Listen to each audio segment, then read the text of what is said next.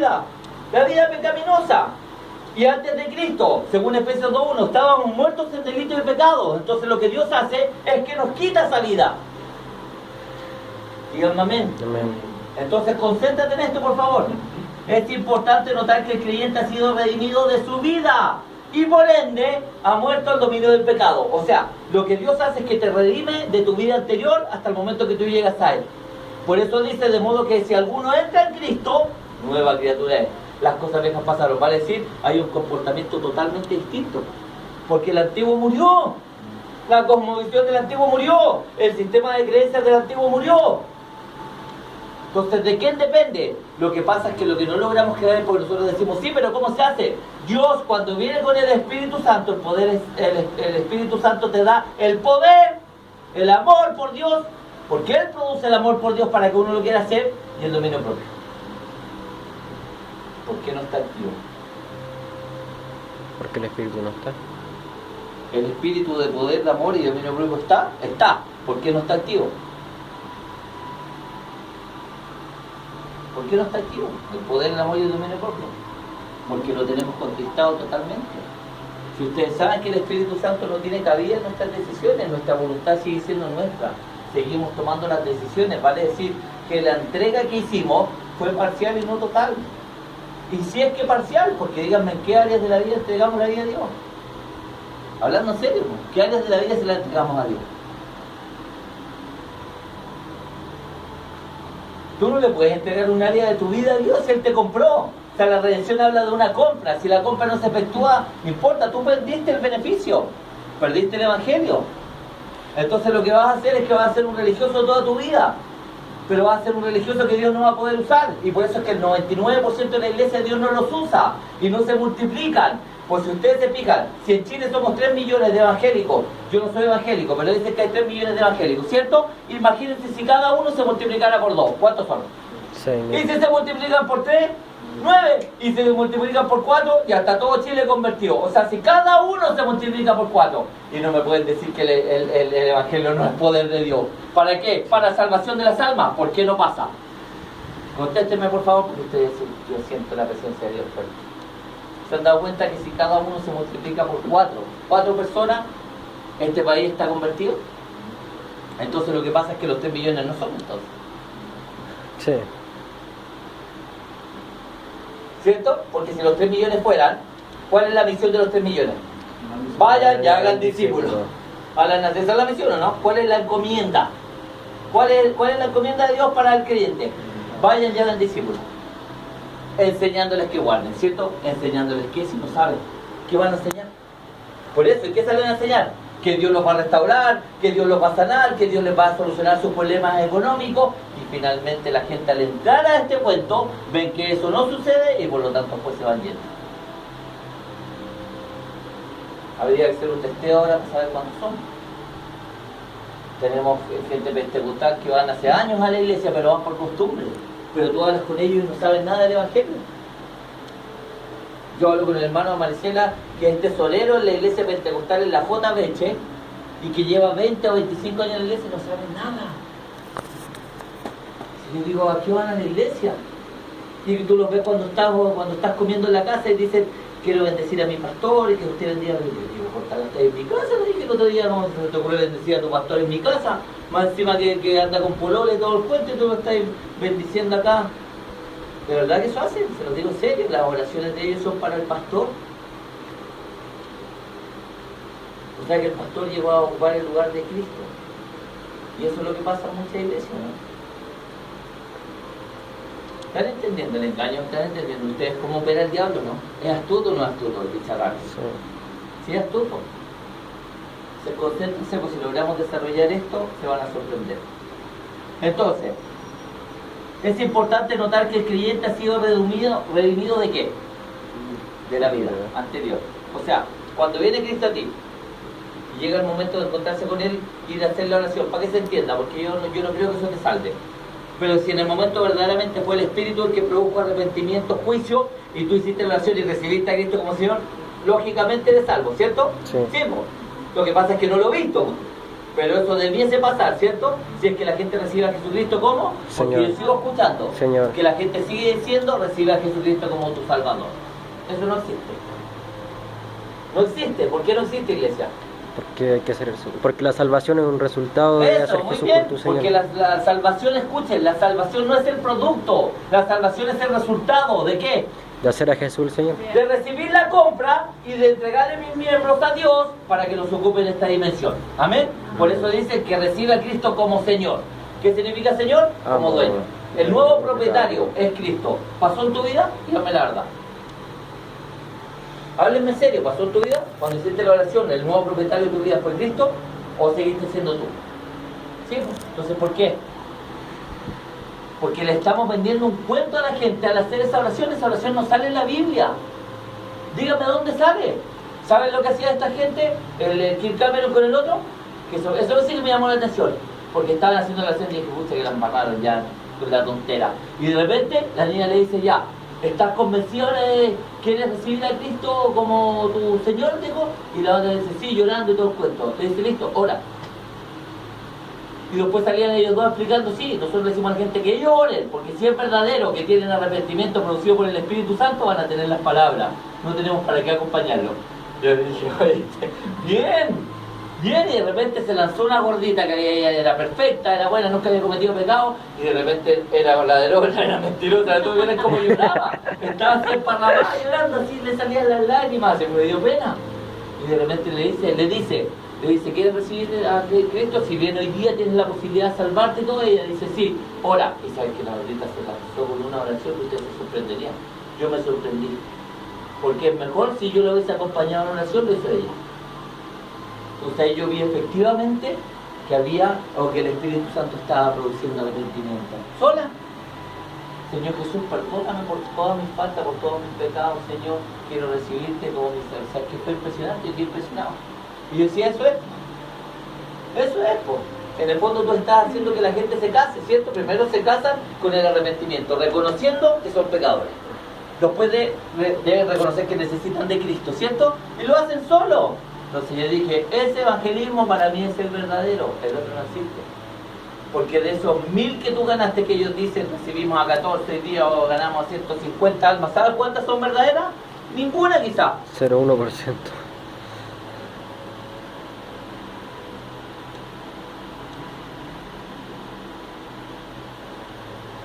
Ese viejo hombre que hereda el pecado de Adán, ¿dónde murió? Concéntrense ahora, por favor. Ese viejo hombre que heredó el pecado de Adán, ¿cierto? ¿Dónde murió? En la cruz. del Calvario. O sea, todos los que somos descendientes de Adán, o sea, los que veníamos con la naturaleza pecaminosa por nacimiento, morimos. Pero concéntrense en lo que estoy diciendo. Y si tu naturaleza, ese hombre o mujer que venía con la naturaleza pecaminosa por culpa de Adán, fíjense, porque uno decía, pero Dios es injusto. ¿Por qué Dios permite esto? Si tanta gente que comete pecado y los comete porque son pecadores, pues entonces no es culpa de ellos, es culpa de Adán. O es culpa del propósito de Dios, ¿cierto? Pero Él lo solucionó, ¿sí? Sí.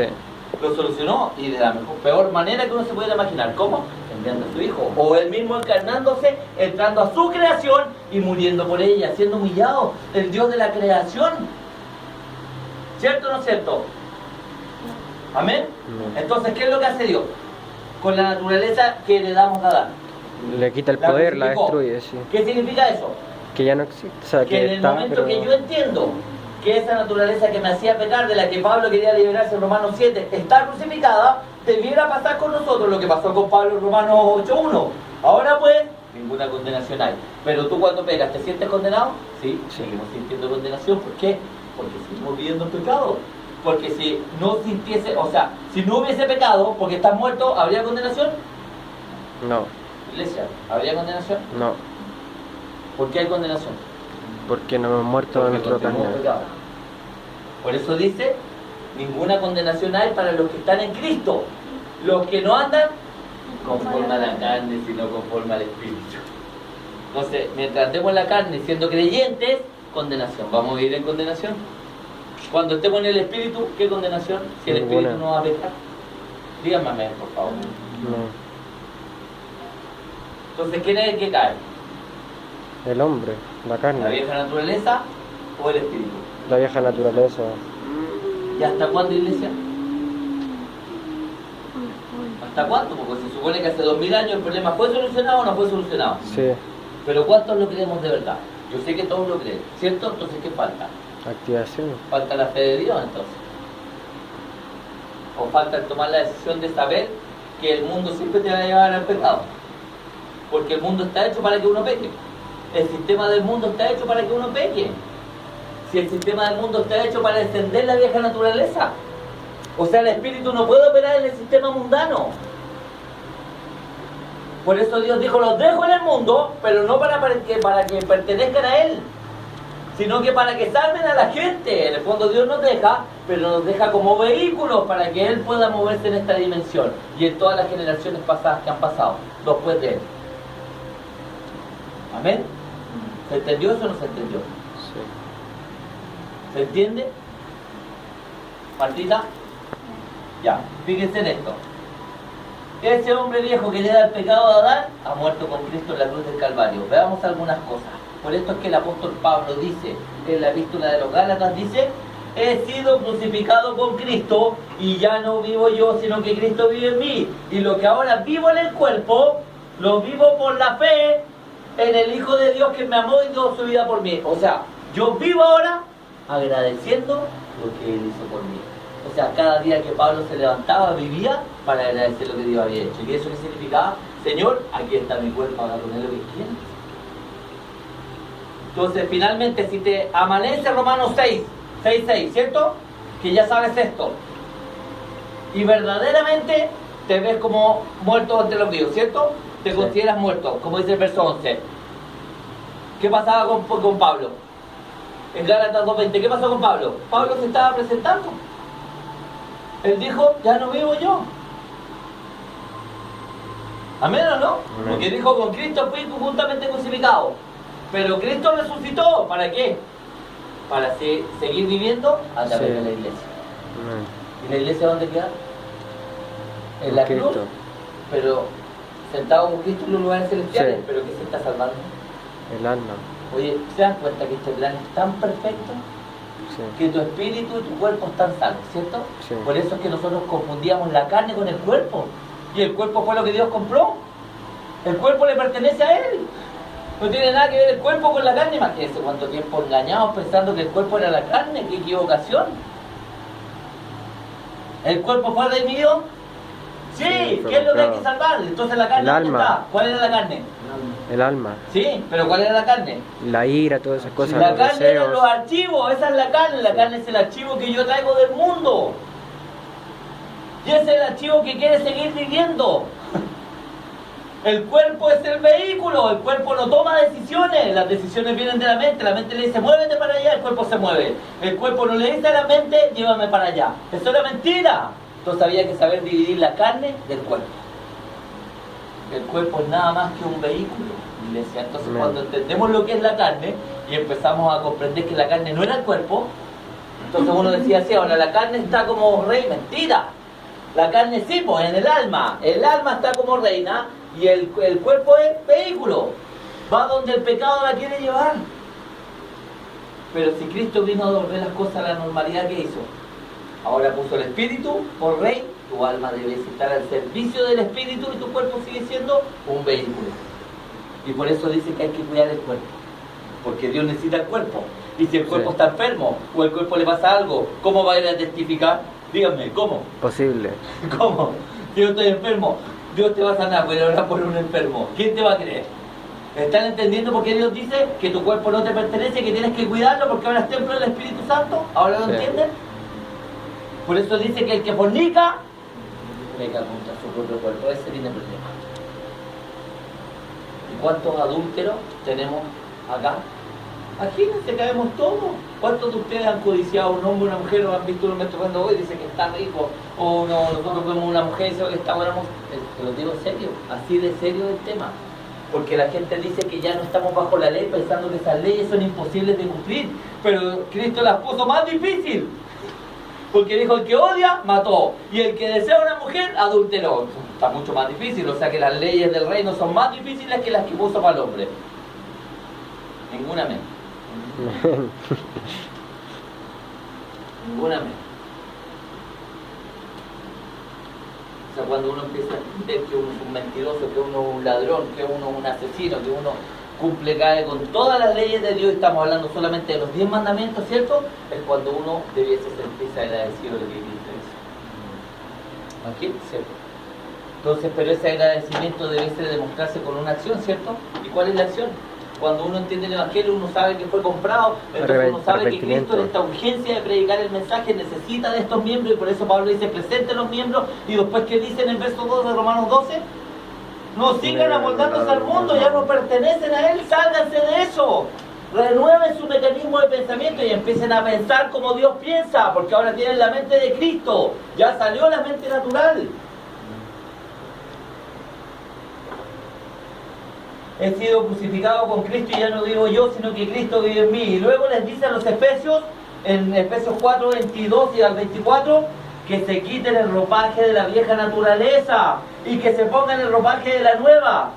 Eso es bien claro. ¿De qué está hablando? Del viejo hombre.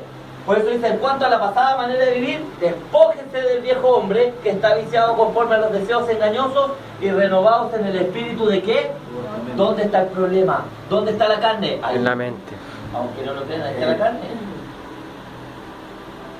Entonces, ¿cómo lo hacemos para que la carne no siga pidiendo pecado? Hay que hacerle entender a la carne, ¿cierto? Que ahora yo tengo un nuevo amo.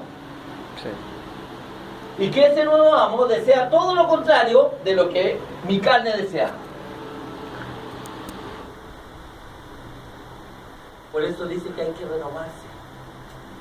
Que es lo mismo que dijo Pablo en Romanos 12:2, ¿cierto? Sí. Que hay que renovar el mecanismo de pensamiento. ¿Cómo?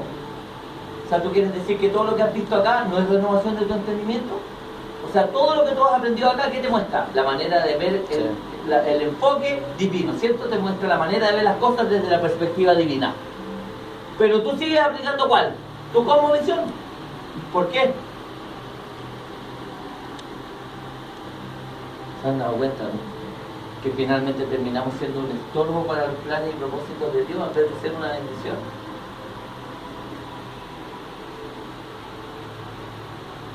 Verso 24 dice, y vestidos del nuevo hombre creado según Dios en la justicia y santidad de la verdad.